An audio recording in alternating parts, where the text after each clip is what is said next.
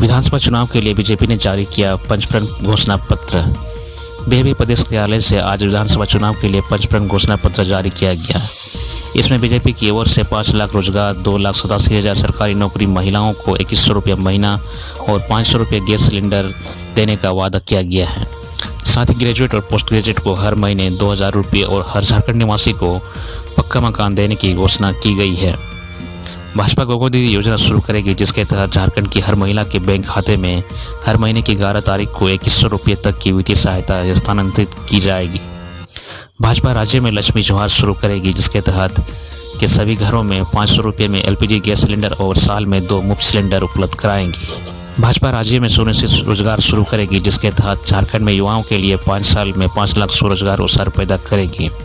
इसके अलावा 2,87,000 सरकारी पदों के लिए निष्पक्ष और पारदर्शी भर्ती की जाएगी।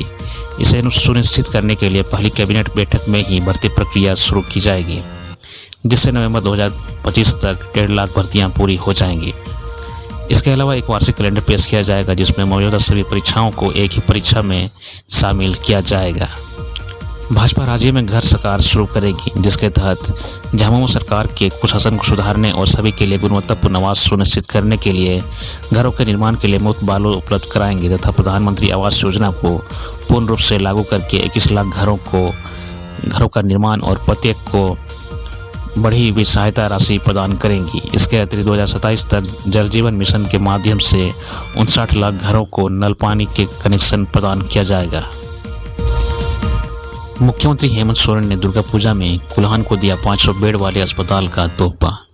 मुख्यमंत्री हेमंत सोरेन ने जमशेदपुर के बाबा तिलका मांझी मैदान में आयोजित कार्यक्रम में MGM मेडिकल कॉलेज मानगो के नवनिर्मित भवन और 500 बेड OPD सेवा का शुभारंभ किया।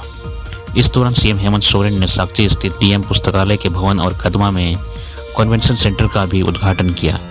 मुख्यमंत्री हेमंत सोरेन ने डिमना में MGM मेडिकल कॉलेज एवं अस्पताल के नवनिर्मित भवन तथा OPD का विधिवत पूजा अर्चना कर उद्घाटन किया। इस दौरान उन्होंने कहा कि इस नए बने अस्पताल से कुल्हान के लोगों को फायदा मिलेगा। मुख्यमंत्री हेमंत सोरेन ने अपने संबोधन में कहा कि मेरी सरकार दिसंबर 2019 में आई थी। मेरी सरकार के अस्तित्व में आने के बाद कुछ ही महीनों के बाद पूरी दुनिया कोरोना की चपेट में आ गई। केंद्र सरकार ने अचानक से लॉकडाउन लगा दिया। पूरे देश के लोगों को कोरोना से सुरक्षित करने का काम झारखंड सरकार ने किया। पूरे देश को ऑक्सीजन सप्लाई करने का काम झारखंड ने किया। हेमंत सोरेन ने कहा कि एक तरफ झारखंड के लोगों ने देश के लोगों को ऑक्सीजन देकर उनकी जान बचाई, वहीं दूसरी तरफ झारखंड के लोगों के तन में कपड़े और 2 वक्त का अनाज नहीं था। बड़ी चिंता का विषय था। हमारी सरकार ने लोगों को रोटी, कपड़ा और मकान देने का भी काम किया। नगरपालिका सेवा संवर्ग परीक्षा में गड़बड़ी, बाबूलाल मरांडी ने लगाए आरोप। नगरपालिका सेवा संवर्ग परीक्षा की मेधा सूची में क्रम से अभ्यर्थियों के सफल होने के बाद इसकी भी विश्वसनीयता पर प्रश्न चिन्ह खड़े हो गए हैं। बीजेपी प्रदेश अध्यक्ष बाबूलाल मरांडी ने इस पर सवाल उठाए हैं। बाबूलाल मरांडी ने कहा कि नगरपालिका सेवा संवर्ग परीक्षा में भी सीट बेचने के लिए JPSC और PGT परीक्षा वाली पुरानी स्क्रिप्ट ही चुनी गई और लगातार क्रम से अभ्यर्थियों को पास कर दिया गया। ऐसा ही कारनामा JPSC और PGT के परीक्षा में भी किया गया था। इसमें भी एक ही सेंटर और लगातार क्रम से सैकड़ों अभ्यर्थी परीक्षा में पास हुए थे। बाबूलाल मरांडी ने आरोप लगाते हुए कहा कि झारखंड के युवाओं को ठेंगा दिखाकर करोड़ों रुपये के लालच राज्य के युवाओं को नौकरी का सौदा कर रहे हैं। अकुत संपत्ति इकट्ठा करने की चाहत में उन्होंने गरीब बेरोजगारों के हक की नौकरियों को बेचने का धंधा खोल रखा है। आगामी चुनाव में झारखंड के युवा बेरोजगार एकजुट होकर भ्रष्ट और लालची हेमंत सोरेन को करारा जवाब देंगे। वहीं नेता प्रतिपक्ष ने भी इस परीक्षा को लेकर सवाल उठाए हैं। कहा है कि नगरपालिका सेवा संवर्ग परीक्षा की मेधा सूची में क्रम से अभ्यर्थियों के सफल होने की सूचना मिली है। जारी सूची में देखा जा सकता है कि किस प्रकार से एक ही श्रृंखला के अभ्यर्थी सफल हुए हैं। बता दें कि दोनों बीजेपी नेताओं ने परीक्षा की मेधा सूची जो कि JSSC की ओर से जारी की गई है उसे भी सार्वजनिक किया गया है। देश में पहली बार 11वीं और 12वीं के विद्यार्थियों को मिलेगा mid day meal. Sudesh Mahto ने की पहल। शिक्षा के क्षेत्र में गुणात्मक सुधार के लिए हम पूरी प्रतिबद्धता के साथ कार्य कर रहे हैं। क्षेत्र के बच्चों को अपने सपने पूरे करने में किसी प्रकार की कोई बाधा न आए, यह हमारी प्राथमिकता है। इसी कड़ी में हाई स्कूल के बच्चों के लिए मध्याह्न भोजन योजना की शुरुआत की जा रही है। आर्थिक रूप से कमजोर परिवार के बच्चों के लिए यह किचन वरदान साबित होगा। ये बातें सिल्ली विधायक सह आजसू पार्टी के केंद्रीय अध्यक्ष सुरेश कुमार महतो ने 9वीं से 12वीं तक के छात्र छात्राओं के लिए युवा मध्याह्न भोजन के शुभारंभ कार्यक्रम में कही। इस योजना के तहत सिल्ली विधानसभा क्षेत्र के 9वीं 12वीं तक के विद्यार्थियों को गुणवत्तापूर्ण पौष्टिक आहार उपलब्ध कराया जाएगा। इसका संचालन प्रगति प्रयास फाउंडेशन के द्वारा किया जाएगा। उन्होंने कहा कि विद्यार्थियों को निःशुल्क बस सेवा, स्टूडेंट एक्सप्रेस, निःशुल्क उड़ान coaching centre, smart class, VR lab जैसी सुविधाएं मिल रही है। हमारी तैयारी शिक्षा के क्षेत्र में जल्द नए और व्यापक बदलाव लाने की है। सिल्ली विधानसभा के सभी सम्मानित परिवारों को हम यह विश्वास दिलाते हैं कि किसी भी वजह से उनके बच्चों की पढ़ाई में रुकावट नहीं आएगी। मौके पर उपस्थित प्रगति प्रयास फाउंडेशन के चेयरपर्सन अंकित जैन ने कहा कि इस योजना को सिल्ली विधानसभा में शुरू करने के लिए सुरेश महतो जी के साथ हमारी बातचीत कई महीनों से चल रही थी। आज सिल्ली स्टेडियम के समीप स्थापित यह किचन सुरेश जी की सोच का नतीजा है। यहाँ के बच्चों के लिए उनकी सोच ने हमारी पूरी टीम को प्रभावित किया है। हमें किचन के लिए उपयुक्त जगह उपलब्ध कराने के साथ उन्होंने खुद से भी सभी उच्च क्वालिटी की मशीनों का चयन कर यहाँ इंस्टॉल करवाया है। झारखंड में अब महीने में 2 बार मिलेगा राशन। झारखंड में जल्दी विधानसभा चुनाव होने हैं। ऐसे में सरकार हर तरह से वोटरों को साधने की कोशिश में लगी हुई है। कई तरह के लोक लुभान घोषणाएं सरकार की तरफ से हो रही है। 27 सितंबर को ही कैबिनेट की बैठक में यह निर्णय लिया गया था कि ग्रीन राशन कार्ड धारक लाभुकों की संख्या 20 लाख से बढ़ाकर 25 लाख कर दी जाएगी। अब खाद्य सार्वजनिक वितरण एवं उपभोक्ता मामले विभाग द्वारा यह फैसला हुआ है कि इन कार्डधारियों के पूर्व के 3 माह के बैकलॉग राशन को अगले 3 माह में दिया जाएगा। बैकलॉग राशन दिसंबर 2023, जनवरी 2024 और फरवरी 2024 का होगा, जिसे अगले 3 माह में दिया जाएगा। वर्तमान में ग्रीन राशन कार्ड धारक लाभुकों की संख्या 17,986 है। इसमें राशन कार्ड की संख्या 5,47,000 है। अक्टूबर माह में 1 से 15 तक दिसंबर 2023 का और 16 से 31 तारीख तक अक्टूबर 2024 का राशन दिया जाएगा। वहीं नवंबर माह में पहले 15 तारीख तक जनवरी 2024 और 16 से 30 तारीख तक नवंबर 2024 का राशन दिया जाएगा। इसी तरह दिसंबर माह में पहले 15 तारीख तक फरवरी 2024 और 16 से 31 तारीख तक दिसंबर 2024 का राशन दिया जाएगा।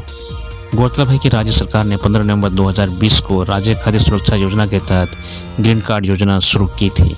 इसके तहत लाभुकों को प्रति माह 1 रुपये प्रति किलोग्राम की दर से चावल दिया जाता है। BSF ने 2 मवेशियों के साथ एक बांग्लादेशी को पकड़ा।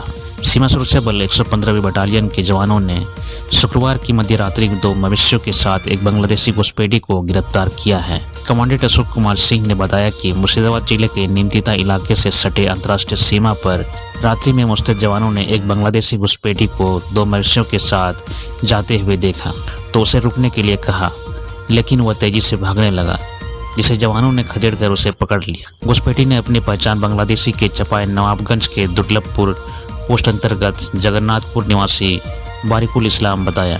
उससे पूछताछ के बाद शमशेरगंज थाने की पुलिस के हवाले कर दिया गया है। कमांडेंट ने बताया कि सीमा सुरक्षा बल के जवान अपनी फर्ज की तत्परता से निभाते हुए सीमा पर होने वाले सभी गलत गतिविधियों को नाकाम करते हैं।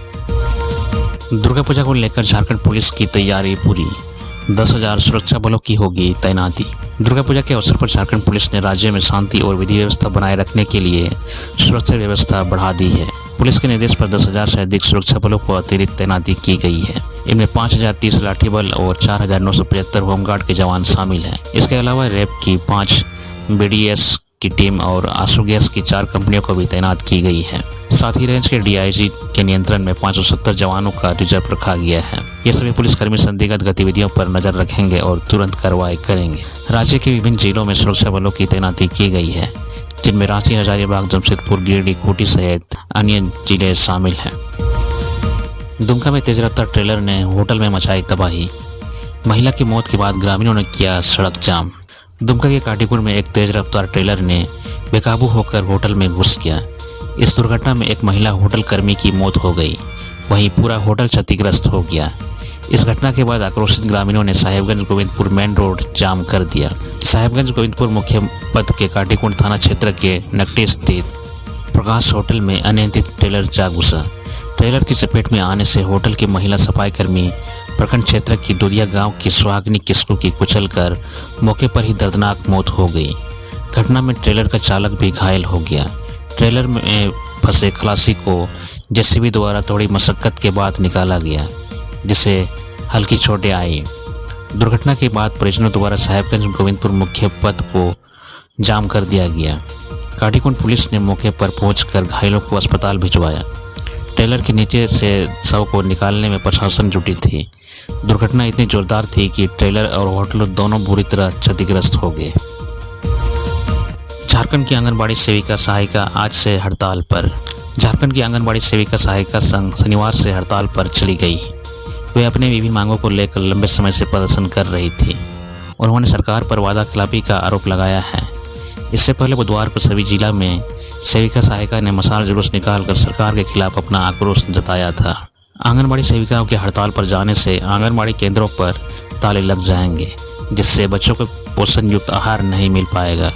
इसके अलावा 6 साल से कम उम्र के बच्चों का समय पर टीकाकरण नहीं हो पाएगा, क्योंकि वे 6 साल तक के बच्चों के लिए टीका भी उपलब्ध कराने का काम करती है।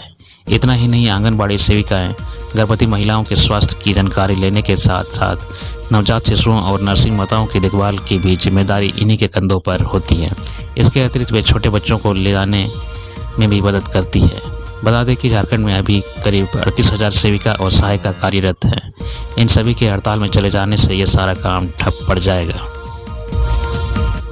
आदिवासी महिला का सिर धड़ से अलग कर की गई निर्मम हत्या। खूंटी जिले के मारंगहदा क्षेत्र में एक बुजुर्ग आदिवासी महिला की निर्मम हत्या की गई। महिला का सिर उसके धड़ से अलग कर दिया गया है। महिला की पहचान 55 वर्षीय सिंता देवी के रूप में हुई है। मृतक महिला के घर में अकेली रहती थी। गाँव वालों का कहना है कि महिला की हत्या डायन बिसाई के चक्कर में की गई है, लेकिन पुलिस इससे इनकार कर रही है। पुलिस सभी एंगल पर जांच कर रही है। मृत महिला का शव रोगोटी गांव से 500 मीटर दूर लोरेसो के जंगल से बरामद किया गया है। गाँव वालों का कहना है कि शनिवार की सुबह खेत की ओर जा रहे थे, तभी शव पर उनकी नज़र गई। ग्रामीणों ने तुरंत इसकी सूचना पुलिस को दी।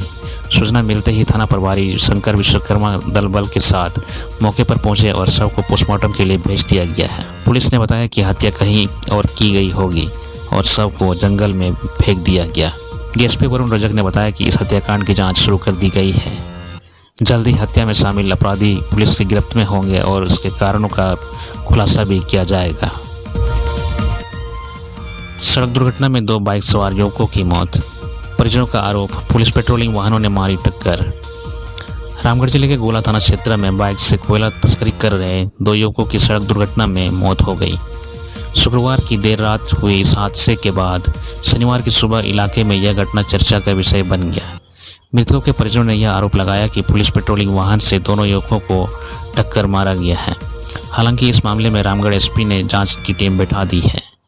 जांच रिपोर्ट के आधार पर ही आगे कार्रवाई होगी। जानकारी के अनुसार गोला रजरप्पा रोड में शुक्रवार की देर रात 2 बाइक से अवैध कोयला लेकर 2 तस्कर जा रहे थे। बंदागांव के पास उन दोनों की बाइक क्षतिग्रस्त मिली और वे गंभीर रूप से घायल थे।